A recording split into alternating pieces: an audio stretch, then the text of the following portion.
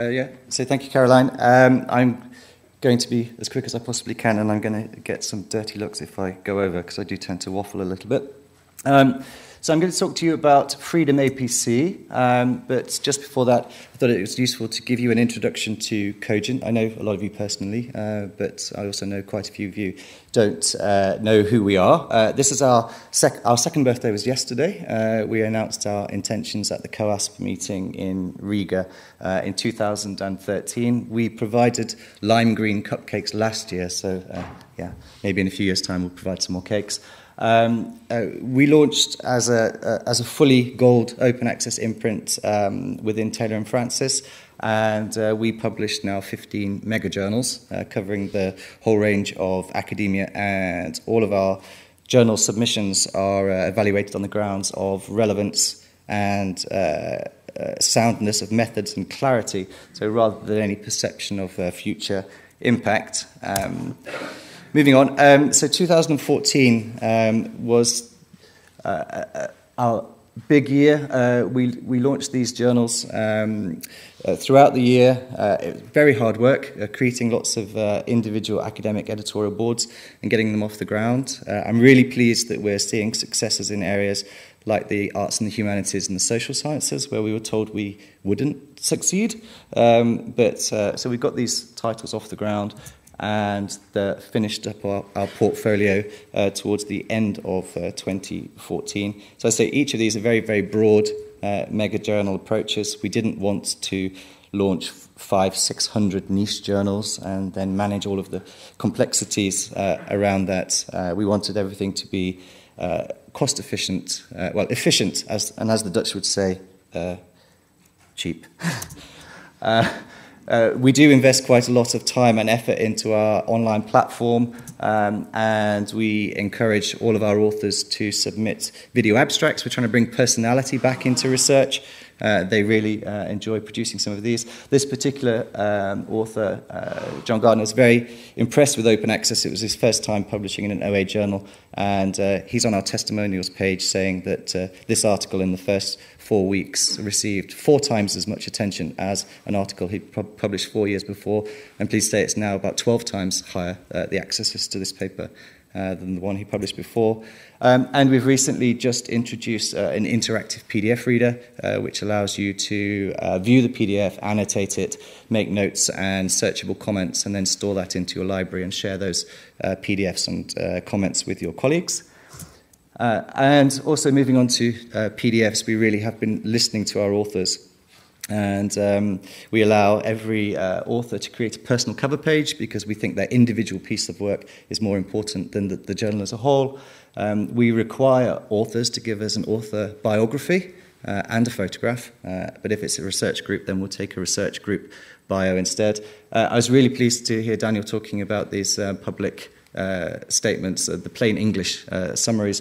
We also require a public interest statement on every one of our articles, which often are not plain English or a summary, but we do work with our authors quite hard to make this something that the layperson could understand, because these are open access articles. We specifically chose a font called FSME, which was developed by Fontsmith and a charity in the UK called MenCap.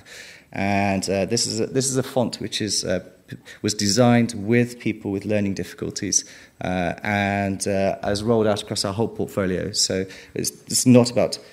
There's no point making articles open access if people can't actually access them. So that's a nice accessibility element for us.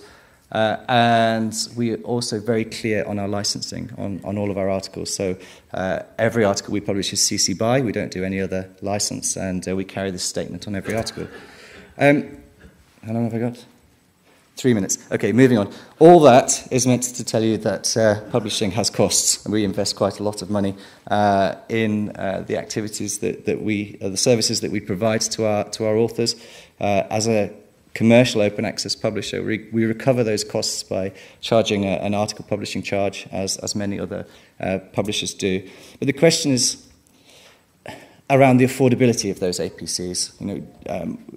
The Cogent series covers all of academia. So we started posing these questions to ourselves.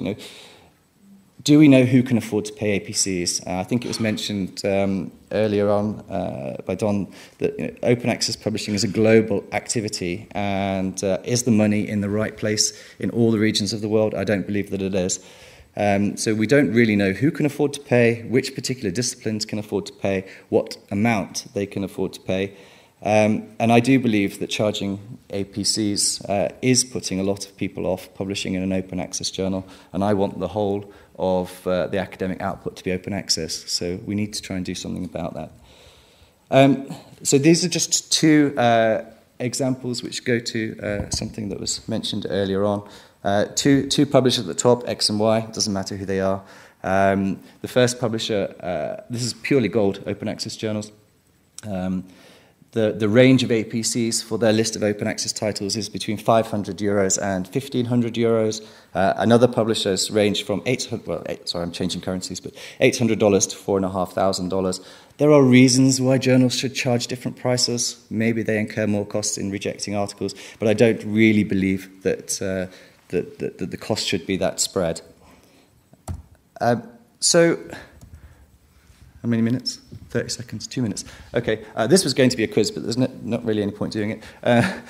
I chose 5 journals from our series. One represents science, one for humanities, one for social sciences, one for technology, and one for medicine. And on the right-hand side were 5 very, very basic manuscript workflows. I was going to ask you to map them to the journals, but the point is that there's no difference whatsoever. All of our journals use exactly the same tools. We provide exactly the same services, the same typesetting quality, and for that reason, we decided that we couldn't charge a different price to our arts and humanities authors as we do to our medicine authors. Given that this is a series of journals which are interconnected, we didn't want to have variable pricing.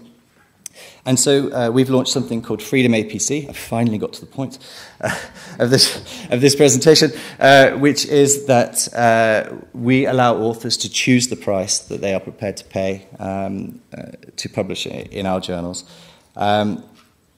We think that this makes publishing affordable for everybody. If you are not funded or not from an institution which has an open access fund, you can choose to pay nothing. I know other publishers have waiver programs. You ask for a waiver, you may or may not get it. At Cogent, there are no questions asked. During the submission process, there is a page for APCs, and an author can select the amount that they can pay.